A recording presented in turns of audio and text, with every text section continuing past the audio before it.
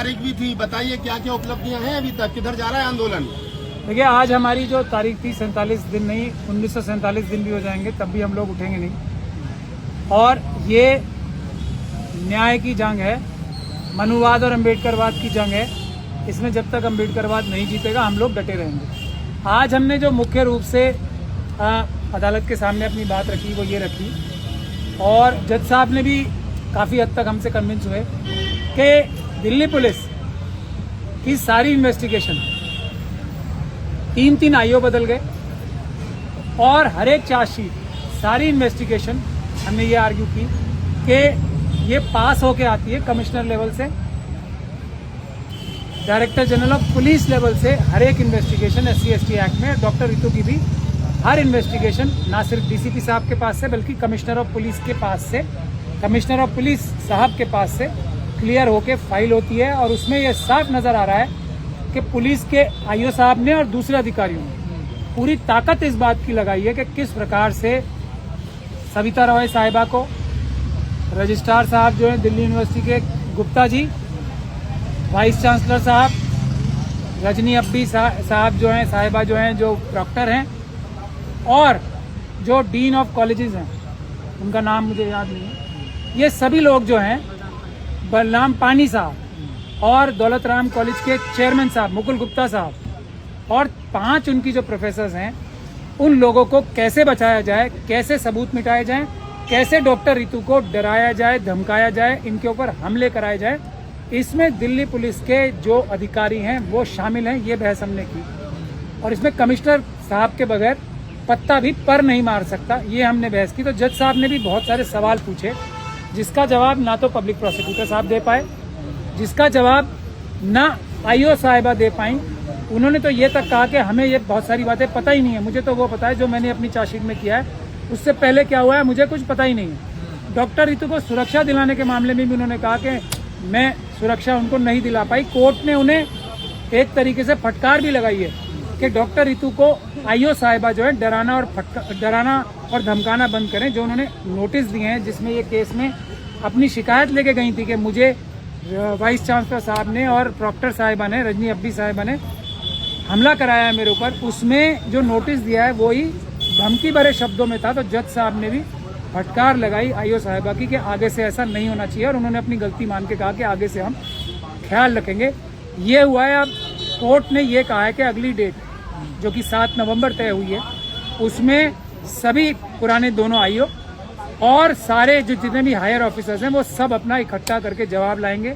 लेकिन जज साहब ने भी आज बहुत सारे सवाल ऐसे पूछे जो इस बात को दर्शा रहे थे कि जज साहब को भी ये बात बहुत अजीब लग रही थी कि किस प्रकार से वो 35 बच्चे जो हैं उनको ढूंढने की कोशिश नहीं हुई। जो झूठे बच्चे क्रिएट किए गए थे, जो झूठे सिग्नेचर किए गए थे, उनको ढूंढने के लिए ना प्रिंसिपल को अरेस्ट किया गया, ना रजिस्ट्रार को अरेस्ट किया गया, ना उन 5 प्रोफेसर्स को अरेस्ट किया गया। ये एक बड़ा सवाल कोर्ट के सामने आया जिसका जवाब आज तो पब्लिक प्रोसिक्यूटर साहब और आईओ साहिबा कुछ दे नहीं पाए। सर, ये मामला पहले तो सीमित था, लेकिन अब ये देश भर में पूरा मामला पहुंच चुका है डॉक्टर रितु को न्याय दिलाने के लिए, तो क्या इसका भी कोई असर पड़ेगा सरकार पे?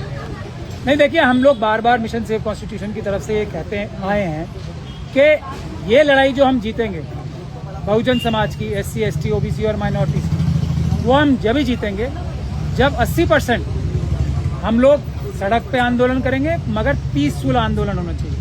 हर हालत में, हर कीमत पे आंदोलन पीसफुल होना चाहिए, एक बात। और दूसरा 20% हम कोर्ट की अदालत से लड़ाई जीतेंगे। तो उसी का कॉम्बिनेशन का रिजल्ट आप लोगों को नजर आ रहा है कि आप पूरे देश में कह रहे हैं, मेरे ख्याल से देश से बाहर भी जितनी सपोर्ट अम्बेडकरवादियों की पूरी दुनिया से मिल रही है, और वो भी हम लोग स्वयं, डॉक्टर रितु, हम और मिशन सेव कॉन्स्टिट्यूशन की टीम जो है, डॉक्टर रितु खुद पंजाब की कन्वीनर है मिशन सेव कॉन्स्टिट्यूशन की। हम लोगों को, आप सबसे महत्वपूर्ण बात यह है कि देखो, आप कोई पॉलिटिकल पार्टी उस तरीके से हमें सपोर्ट नहीं कर रही, ये ऑर्गेनिक आंदोलन है, स्वयं जो जमीन से फूट के ऊपर निकल रहा है, और उसकी इतनी बड़ी सपोर्ट होना मैं समझता हूँ ये अनप्रेसिडेंटेड है। और ये उस तरीके से जैसे CA NRC के प्रोटेस्ट हुए थे बगैर किसी आउटसाइड सपोर्ट के, और डिस्पाइट पूरी ताकत लगी हुई है सरकार की भी, पुलिस की भी, प्रशासन की भी, यूनिवर्सिटी की भी, और आरएसएस और मनुवादियों के आतंकवादियों की भी, कि किसी तरीके से हमारी आवाज़ को दबा दिया जाए, हमारे बीच में आपस में डिफरेंसेस क्रिएट कर दिए जाएं, हमला कर दिया जाए। डॉक्टर रितु को यहाँ से किडनैप करने के लिए भी एक बार बड़ी 7-8 लोगों की गुंडों की गाड़ी आई थी, बहुत मुश्किल से वो बची। ये सब हथकंडे वो अपना रहे हैं। पर सर जितना ज्यादा लंबा आंदोलन चलता है, आपको नहीं लगा उतना ज्यादा कमजोर होता चला जाएगा आंदोलन? ये तो आप बताइए कि ये कमजोर हो रहा है जैसे जैसे समय जा रहा है और मजबूत हो रहा है। अभी तो आपने स्वयं ही फरमाया कि 47 दिन हो गए और ये देश का एक बड़ा आंदोलन बनता जा रहा है। तो आप खुद देख लीजिए ना, बात यही है। अगर हम लोगों 47 दिन में कोई रिजल्ट अभी तक नहीं निकल पाया, हमारा रिजल्ट क्या है? हमारा रिजल्ट है बहुजन समाज के लोगों में, SC, ST, OBC और माइनॉरिटीज के लोगों में अवेयरनेस क्रिएट करना कि ये रास्ता है आंदोलन के जरिए और कोर्ट के जरिए मिक्सचर करके, ये रास्ता है। आपकी कोई भी मांग पूरी होगी वो अवेयरनेस। और पहले रोना नहीं है, रुलाना है, डरना नहीं, डराना है, नौकरी नहीं, न्याय चाहिए, और घर घर संविधान, संविधान से हर समाधान, इज्जत और इंसाफ की लड़ाई हो रही है। तो उसके लिए आप देख रहे हैं कितने लोग जुड़ रहे हैं। कोई डॉक्टर रितु को नौकरी चाहिए, डॉक्टर रितु को नौकरी तो अभी 5 मिनट में मिल जाएगी। डॉक्टर रितु को नहीं, डॉक्टर रितु को ये भी ऑफर की जा रही है कि आप अपने 10-15 लोग बता दो, हम आपसे बगैर रिश्वत लिए, आमतौर पे आरएसएस वाले रिश्वत लेके अपॉइंट कर रहे हैं ना, बोल रहे हैं 10-15 लोग भी दे दो, हम बिना रिश्वत के लगा देंगे। और डॉक्टर रितु कह रही है नहीं, मुझे उन 10-15 लाख टीचर्स की नौकरियां चाहिए जिनको NFS के जरिए हटाया गया है, जिनको बैकलॉग जो खाली पड़े हैं, वो बैकलॉग कहाँ है? ये 10-15 लोगों की रिश्वत, ये मेरी अपनी नौकरी की रिश्वत अपने घर में रखो, ये डॉक्टर रितु बोल रही है। तो मैं ये समझता हूँ ये आंदोलन बहुत सफलता से चल रहा है और जैसे जैसे टाइम जाएगा ये अपनी असली मंजिल को जरूर पहुंचेगा। अम्बेडकरवाद जीतेगा, मनुवाद हारेगा। सर जैसे आपने कहा कि राजनीतिक पार्टियां जो समर्थन दे रही हैं उस लेवल से नहीं दे रही, लेकिन हमने देखा राजनीतिक पार्टियों के झंडे भी आप जैसे मार्च निकालते हैं, तो कहीं इसका राजनीतिकरण तो ना हो जाए आंदोलन का? इसका भी आपको कहीं ना कहीं खतरा, डर है क्या? हम सबसे बड़ी राजनीति कर रहे हैं देश की, हमसे बड़ी राजनीति कोई कर ही नहीं रहा। सरकार को एक मौका मिल जाएगा ना, क्योंकि देखिए ना, देखिए हम ये आरएसएस और मनुवादियों के, हमने, आप लोगों ने हमें दूसरे लोगों की तरह समझ रखा है, जो कोई वो अपना झूठा बहाना क्रिएट करेंगे और हम उससे डर के बैकफुट पे चले जाएंगे। अब वो कुछ भी बोल लें, हमें आतंकवादी बोल लें, हमें देशद्रोही बोल लें। अब जिसको आतंकवादी, आरएसएस और बीजेपी के लोग तो ज्यादातर आतंकवादी हैं ही, देशद्रोही हैं ही। अब अगर कोई आतंकवादी किसी को आतंकवादी बोलता है तो वो इस बात का सर्टिफिकेट होता है कि हम सबसे बड़े देशभक्त हैं। वो जितनी उनकी ताकत है ना, जितनी ताकत है सब लगा लें, यहाँ कोई फर्क पड़ने वाला नहीं है। राजनीतिकरण बोले या ना राजनीतिकरण बोले, हम तो कह ही रहे हैं, हम ये मानते हैं कि मिशन सेव कॉन्स्टिट्यूशन के इस आंदोलन की वजह से और इससे पहले कोशिशों की वजह से आज बड़ी बड़ी पॉलिटिकल पार्टियां संविधान की बात करेंगे, संविधान को बचाने की, हमारे मिशन का नाम क्या है? Mission save constitution. आज बड़ी बड़ी पॉलिटिकल पार्टियां ये कह रही हैं कि जिसकी संख्या भारी उतनी उसकी हिस्सेदारी। आज बड़ी बड़ी पॉलिटिकल पार्टीज कह रही हैं, आज बड़ी बड़ी पॉलिटिकल पार्टीज ये कह रही हैं कि जो कास्ट बेस्ड सेंसस है वो होना चाहिए। तो ये आज से पहले तो नहीं हो रहा था। कुछ तो हम लोगों की, जो हम लोग मुट्ठी भर लोग काम कर रहे हैं और जिसकी संख्या बढ़ती जा रही है, मिशन सेव कॉन्स्टिट्यूशन की कंट्रीब्यूशन है। अभी जनता को वो नजर नहीं आ रहा। हम ही देश की सबसे बड़ी पॉलिटिक्स कर रहे हैं, हम ही आरएसएस, बीजेपी और आतंकवादी जो इनके संगठन है सारे, उसके खिलाफ एक मजबूत महाज हम तैयार कर रहे हैं कि ना हम दबेंगे, ना हम पीछे हटेंगे, हम इन मनुवादियों को पीछे हटाएंगे। तो हमसे थोड़ी बहुत इंस्पिरेशन हम शायद दे पा रहे हैं बाकी पॉलिटिकल पार्टीज को भी, कि वो मजबूती के साथ आगे बढ़े और सारा बहुजन समाज एक प्लेटफॉर्म पे आए। हम तो कोई पॉलिटिकल पार्टी वाले हैं नहीं, लेकिन अगर किसी पॉलिटिकल पार्टी में या किसी दूसरे पॉलिटिकल पार्टी में नॉन बीजेपी और नॉन आरएसएस कुछ अगर आपस में इख्तिलाफ हैं, कुछ आपस में डिफरेंसेस हैं, तो हम कोशिश करके वो दूर कराने की भी कोशिश करेंगे, क्योंकि हम नॉन पॉलिटिकल है, इसलिए हम बोलते हैं हम सबसे बड़ी पॉलिटिक्स करते हैं। सर जिस पार्टी की तरफ इशारा है आप पर, कास्ट सेंसस की जो बात कर रहे हैं वो लोग, आपको नहीं लगता उनका एक छल भी हो सकता है? चुनाव है सर पर। देखिए, छल ना छल तो उस पर डिपेंड करता है कि हमारा नॉन पॉलिटिकल आंदोलन, जो सबसे बड़ा पॉलिटिकल आंदोलन है, वो कितना मजबूत रहता है। आज कहने के लिए तो बोल रहे हैं ना, तो कल करना भी पड़ेगा, क्योंकि अगर सत्ता में रहना है, ये हमारी सबसे बड़ी जीत है, तो SC, ST, OBC और माइनॉरिटीज की ही जिंदाबाद कहना है किसी भी पार्टी को अगर सत्ता में रहना है। जो अभी कास्ट सेंसस से निकल के आया है, उसमें क्या निकल के आया है? सबसे महत्वपूर्ण बात जो बहुत लोगों की नजर में नहीं आई, ब्राह्मण, बनिया, क्षत्रिय और भूमिहार का टोटल किया जाए तो 12% आ रहा है। तो बाकी सब हम 88% तो बिहार में ही है। तो आप ये बात समझ लीजिए, जो भी 88% की बात करेगा वही राज करेगा, और सिर्फ देश पे ही नहीं, किसी भी राज्य में, किसी भी पंचायत में, किसी भी कॉरपोरेशन में, किसी भी असेंबली में, और जब भी पार्लियामेंट बनेगी। राज तो फिर भी वही करेगा ना 12% वाला, 88% नहीं, तो नहीं। नहीं करेंगे ना। देखिए अब राज 88% वाला कहेगा, अब पिरामिड उल्टा होने वाला है। अब सबको, जो लोग नहीं कहते थे उनको कहना पड़ रहा है ना। 12% वाला कह रहा है ना कि मुझे वोट दो तब मैं जातीय जनगणना करवाऊंगा। देखिए कहना पड़ रहा है ना, कहना पड़ रहा है ना, पहले तो कभी नहीं कहा। तो ये फर्स्ट स्टेप है। इसे वोट भी तो मांग रहे हैं ना। देखिए हमारी 2024 में सरकार बनाई है, तब हम जातीय जनगणना कराएंगे। देखिए आज से पहले इन सब लोगों ने वोट नहीं लिए, इन सब पॉलिटिकल पार्टीज ने वोट नहीं लिए, इस बात को बगैर कहे लिए है ना। हिंदुत्व के नाम पे लिए है ना वोट, भाई को भाई से लड़ा के, बहन को बहन से लड़वा के वोट लिए। अब वोट मांगने का जो एक तरीका है, उसमें आप इतना बड़ा पैराडाइम शिफ्ट नहीं देख रहे। अब हिंदुत्व या हिंदुत्वा वो बहस बंद हो गई ना। अब जनेऊ की बहस बंद हो गई ना। अब असली मुद्दे आ गए हैं। ये हम समझते हैं। प्रधानमंत्री कह रहे हैं कोई जाति पाति नहीं होती, गरीबी से बड़ी कोई जाति नहीं है देश में। हाँ, मगर मैं ये कह रहा हूँ कि गरीबों में भी ज्यादा बड़े गरीब, ये 88% है। तो सबसे पहला नंबर किसका आना चाहिए?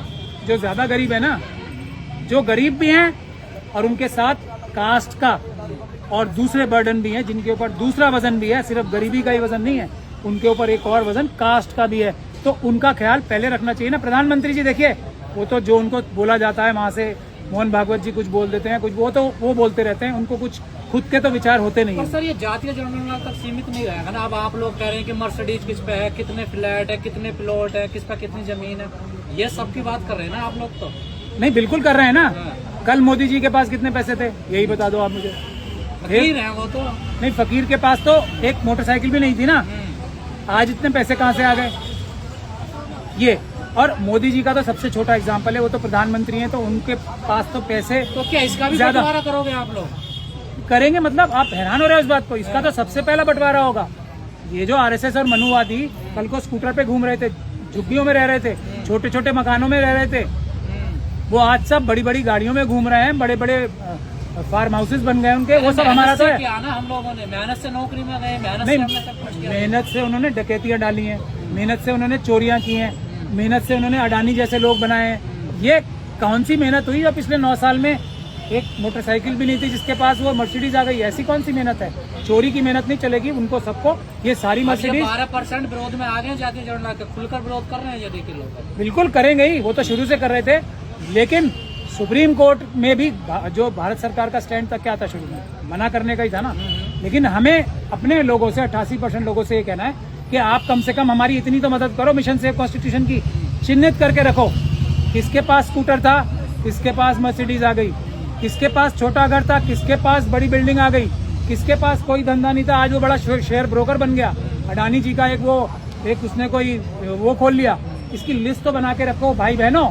जैसे ही हम लोग थोड़ी सी और पावर में आएंगे, हम रातों रात वो वापस लेके अपने लोगों में बांटेंगे। सर इससे तो उथल पुथल मचेगी ना देश में। इससे स्टेबिलिटी आएगी, इससे स्टेबिलिटी आएगी। जब वेल्थ बढ़ती है ना, ये इकोनॉमिक्स का बहुत बड़ा रूल है, जब वेल्थ जितनी फैलती है, कुछ लोगों के हाथ में रहती है, तो उथल पुथल मचती है और उससे अफरा तफरी फैलती है, उससे पीस नहीं रहती।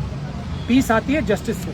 सर ये जो बात आप कह रहे हैं, यही बात है बीजेपी भी कह रही है कि रोहिणी कमीशन के अकॉर्डिंग जो है हम सर्वे कराएंगे। वो कहने पे मजबूर हो गए, यही तो मैं कह रहा हूँ। वो भी कहने पे मजबूर हो गए, लेकिन वो कह रहे हैं हम करेंगे। आप कह रहे हैं ना, रोहिणी कमीशन का जो है बीच में ये उनके हाथ में तो प्रधानमंत्री जी के हाथ में कलम है। प्रधानमंत्री जी से सिर्फ 5 मिनट के लिए कलम मेरे हाथ में दिलवा दो, मैं ऑर्डर कर दूंगा ना, जिसकी जितनी संख्या भारी उतनी उसकी हिस्सेदारी, ऑर्डिनेंस पास करा दूंगा। उसके बाद होता रहेगा, पार्लियामेंट पास करती रहेगी। हम भी देखेंगे किस पार्लियामेंटेरियन की इतनी हिम्मत है कि वो जिसकी जितनी संख्या भारी उसकी उतनी हिस्सेदारी को मना कर देगा। हम भी देखें। मगर प्रधानमंत्री करना नहीं चाहते ना। मुझे बना दो, 5 मिनट के लिए उधार दिलवा दो आप, मैं बता रहा हूँ, मैं ये कर दूंगा। मैं सारी इनकी प्रॉपर्टी, स्कूटर जो ओरिजिनल स्कूटर है ना, वो इनके हवाले करूंगा, मर्सिडीज अपने लोगों में बंटवा दूंगा। कलम तो चलानी है, सिर्फ वो इंसाफ की कलम होगी, अभी बेईमानी की कलम चलेगी। आपको लगता है आसानी से दे देंगे वो लोग? मैं आपको कह रहा हूँ 5 मिनट के लिए सिर्फ मोदी जी से उधार कलम दिलवा दो। 5 ही मिनट लगाऊंगा, 6ठा मिनट बिल्कुल नहीं चाहिए। सारे बैकलॉग खत्म, सारा एनएफएस जो करेगा उसको SC/ST एक्ट लगा के जेल में भिजवाऊंगा। 5 मिनट के अंदर अंदर मेरा पूरा मसौदा तैयार है, 5 मिनट से ज्यादा नहीं लूंगा, एक नोटशीट बनानी है बस। सर, कास्ट सेंसस के मुद्दे पर बीजेपी फंस गई है, क्या लगता है 2024 में क्या मुद्दा रहेगा, इसका क्या प्रभाव रहेगा? फंसने की शुरुआत हुई है, फंसना तो बाकी है अभी। ये ट्रेलर है, पिक्चर अभी बाकी है। ये मैं आपको पिक्चर वो होगी जो ये सब मोटरसाइकिलें पे जिस पे थे पुरानी वाली राजदूत 20 साल वाली पुरानी, जब उस पे नजर आएंगे ये बहुत जल्दी। और जो इनकी मर्सिडीज और टोयोटा और BMW और फरारी में घूम रहे हैं ना, बड़े बड़े एक्सीडेंट भी हो रहे हैं, देखते हैं उसमें हर बड़े एक्सीडेंट में RSS वाला ही कोई गाड़ी चला रहा होता है। जो बड़ी बड़ी फरारी मेबैक ये सब चला रहे हैं, ये सब लेके अपने लोगों को देनी है। आप लोग इस बार 2024 में इसका क्या असर देखेंगे आप? बीजेपी की जो राजनीति है हिंदुत्व की, वो टूट रही है लगता है। यही तो बता रहे हैं आपको। अब सबको रोहिणी कमीशन की बात करनी पड़ रही है, अब सबको कास्ट सेंसस की बात करनी पड़ रही है, तो ये टूट रही है। अब वही असली राजनीति होगी जो कि मंडल की राजनीति है, बाकी सब मिथ्या है, धोखा है, फ्रॉड है।